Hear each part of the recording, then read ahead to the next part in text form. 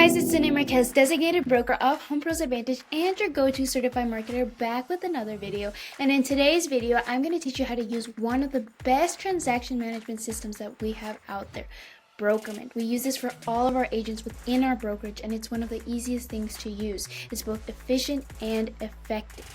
And specifically, we're going to talk about how to create buyer's offers and create a transaction from scratch. So let's get started.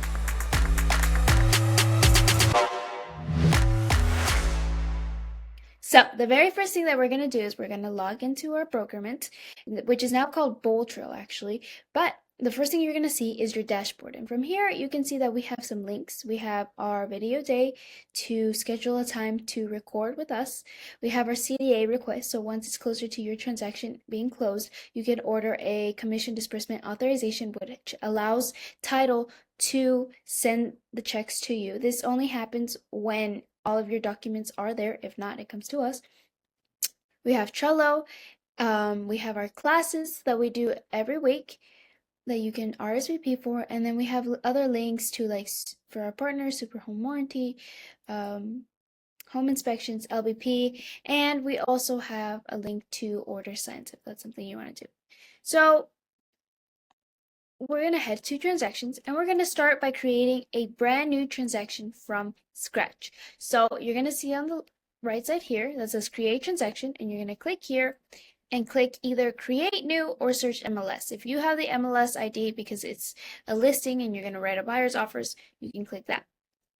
From there, you add the number of the MLS, and then it should pop up here when you click search. In this case, let's say we don't have, it's not in the MLS. We're going to create new, and then you're just going to fill out what's needed. In this case, let's say we're working with a buyer and we want to write buyer's offers. So in this case, we're going to create, it's going to be a traditional sell. That's the type. Status, it's going to be opportunity, and I'll show you in a little bit why. And representing, we're going to be representing the buyer. So in this case, when we choose opportunity, it only requires that we have a transaction name. We don't have an address yet because we're still writing offers. So for a transaction name, typically I just put the name of the potential of the buyer. So in this case, let's say Kate and Henry. Right. If it's pending, it's going to require a little bit more. So you can see that it requires the address, the price, and the 3-day closing warning. But let's say we don't have any of that, just the transaction name. Switch this back to opportunity, so just the transaction name. So then we're going to click next.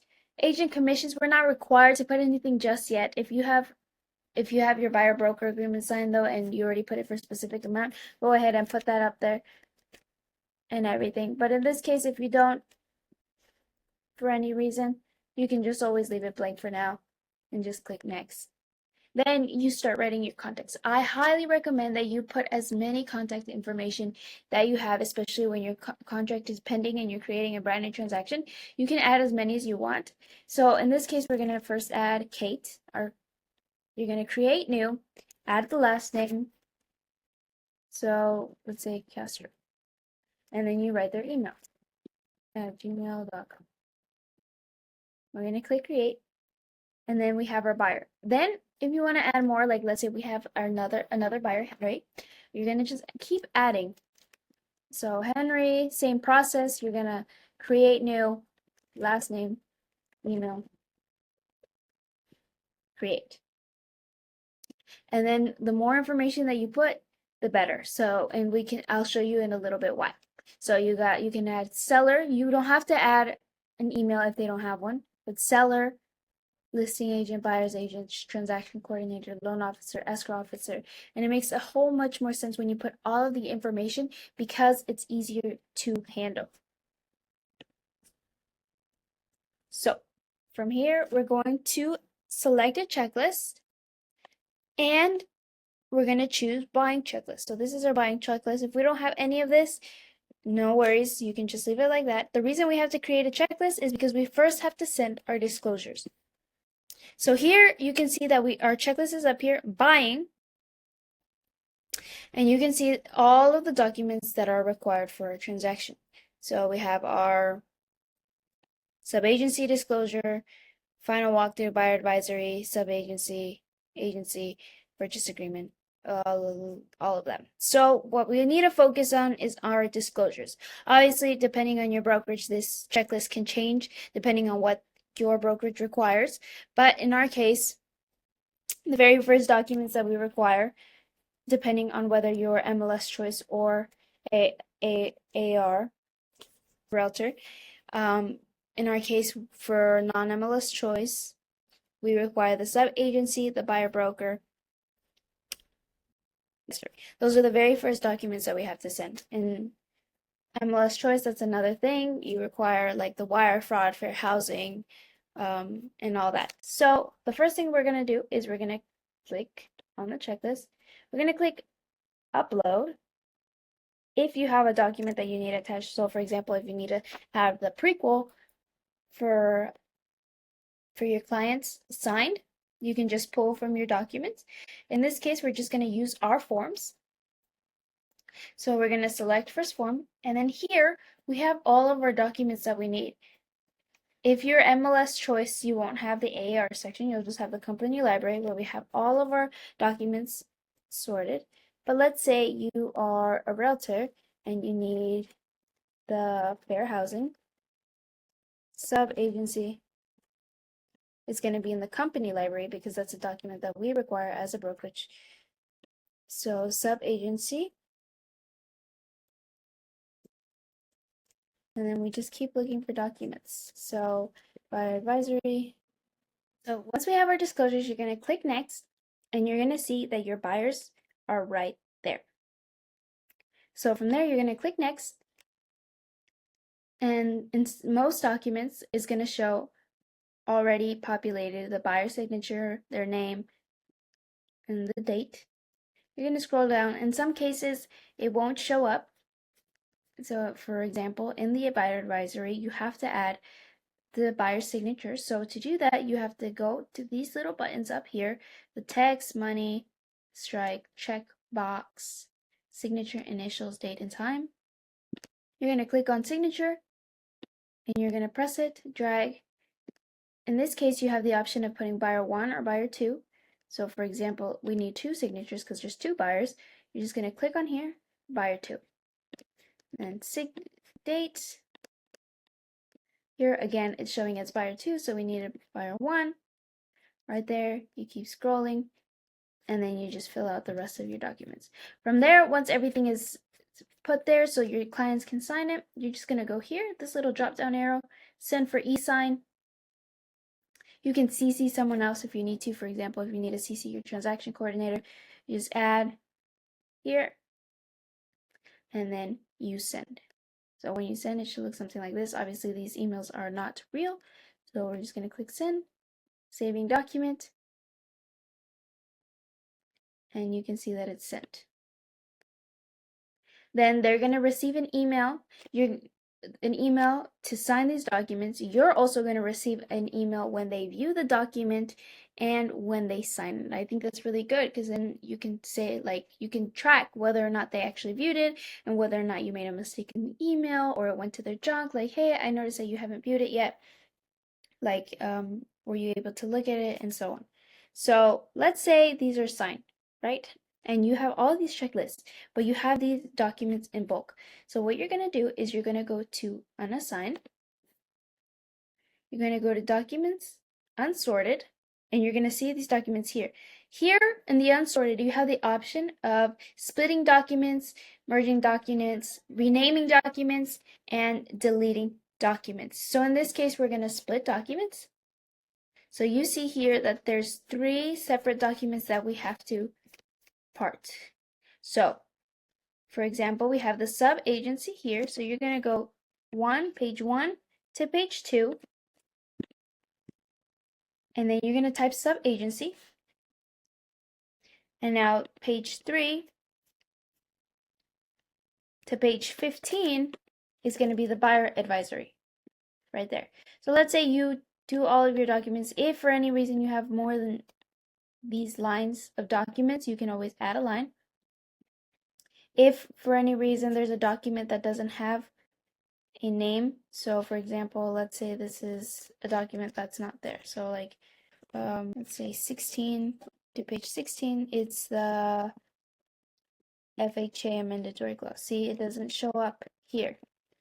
So you can either have the option of creating a new checklist item, so it shows up in your checklist, or if you leave it blank, it's going to go back to the unsorted, and I'll show you how it looks like when it's in the unsorted. So you're going to split. Once it's split, you can see that the unsorted document is still here, the FHA mandatory clause. If this is just an example, obviously this isn't the FHA mandatory clause, but we're going to go to the checklist, and you can see how everything is now put in the task that is needed. So you have the subagency here, and you have the buyer advisory. Once all of these are signed and executed, you're going to click submit. That way the broker can review it. So make sure you guys submit. I see a lot of them, like they're fully executed and everything, but you guys forget to submit, and you submit it at a later date, which requires us to send you a letter, which requires you to write a letter of explanation of why these documents are late. So let's try to avoid that. And now let's say we have all of our disclosures, and now it's time to start writing offers. We're gonna head to offers, and we're gonna see 0 offers made, 0 total offer amount. So we're gonna create a brand new offer. So again, it's gonna give you the option of creating new, searching the MLS. Let's say we're gonna create new, we're gonna add an address, so 123 Orlando, AZ. Just and let's say this is the purchase price, financing, cash, conventional mortgage. Let's say it's an FHA loan. We're gonna go here, and then we're gonna fill out the information. So let's say I am the buyer's agent. So let's say the seller is Susie. You create new buyer.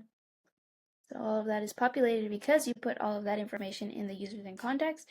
So we're gonna put listing site represented by. We're just gonna put no seller yet, and we're gonna click create. So now you're given this. So you have the address right and everything, and now it says I want to, and we're going to create an e-sign package. Now here is where you add the purchase agreement right here.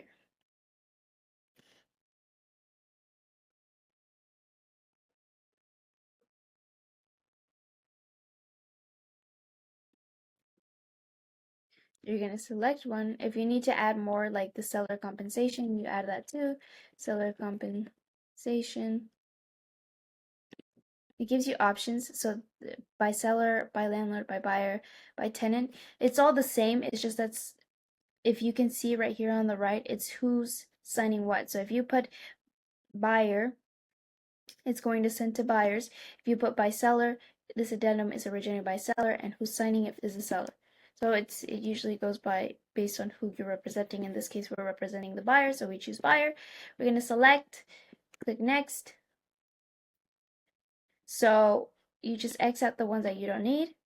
So we don't have a manager, we don't have seller 2. Let's say it's just one seller, but we don't have an email, so we're just going to remove.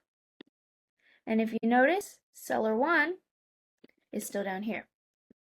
And the reason we want seller 1's name is because it allows us to auto-populate.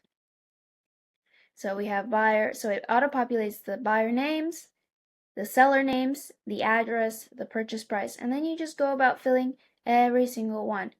So it's very easy. You just type, add a date, keep going. You have the signatures. It's always best to review and ensure that all the initials are there. Sometimes the system glitches and there's missing an initial. So just make sure you guys go through all of this carefully, scrolling down, all the way down, here, here, here, here, here. Right there, it auto populates your information because you put yourself as the buyer's agent. So then here, you fill out all of this information. Same thing with seller compensation here. Fill out this information, sign it. And once you have everything, the next step is to send for e-sign.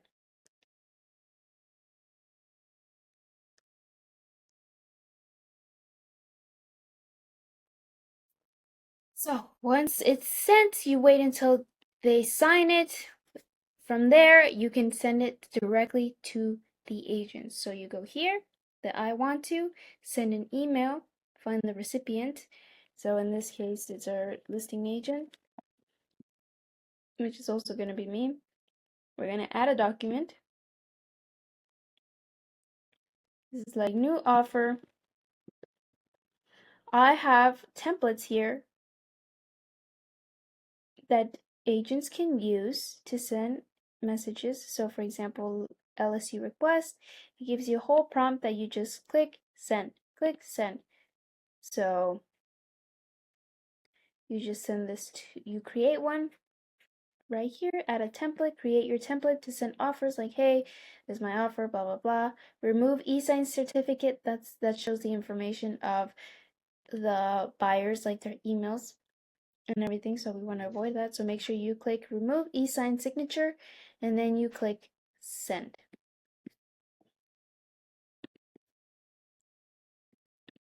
So once that offer is done, you sent it, but let's say they reject it. Then you just get marked as rejected, or you withdraw offer, or you can move it. Let's say though, in this case, it was accepted. Okay, so mark as accepted, except update this parent transaction, because if you notice that the address is right here, this is just opportunity, so it just shows up their names. But once you accept, it's going to change.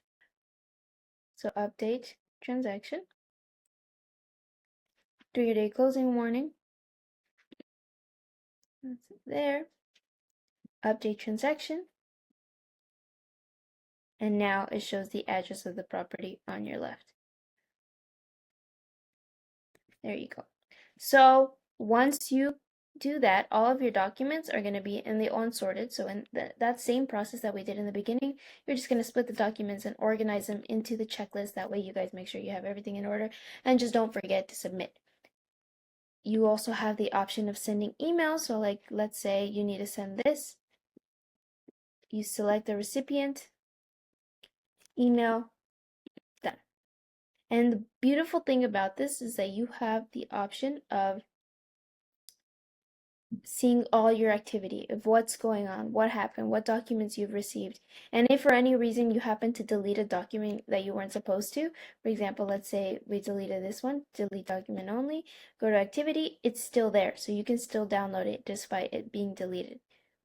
Right there. So we went over documents, unsorted, offers, users and contacts. So this is where all of your contacts are at. You can add more. So once you have your offer accepted, you can also add the title company, the loan officer, and so on. That way you can send mass emails to all of them at once. You can send emails without documents. So in this case, when we do this, you're sending an email with the document. You can add multiple documents. Here is if you don't want to send any documents but just need to send a message directly through here. Right there. Activities. Again. So another cool thing that you can do is use this via email right here. So this email, I typically use it to send myself emails of documents that I'm sent back. So for example, let's say the listing agent responded with accepting your offer and everything. You can, but they didn't send it here and they send it to your personal email. You can use this link right here, forward it to that right here, and it'll all show up in your unsorted. So that way you don't have to be like downloading, dragging, or whatever. You also have the option of just dragging and everything. I'll show you really quick. So you have the option of your downloads. You can just drag, close, and it's right there. So you have the option of doing that or just using that email. If they happen to respond to your email that you sent of the offer, same thing. It'll show, the documents will show up in your unsorted and you can check the messages in your activity section.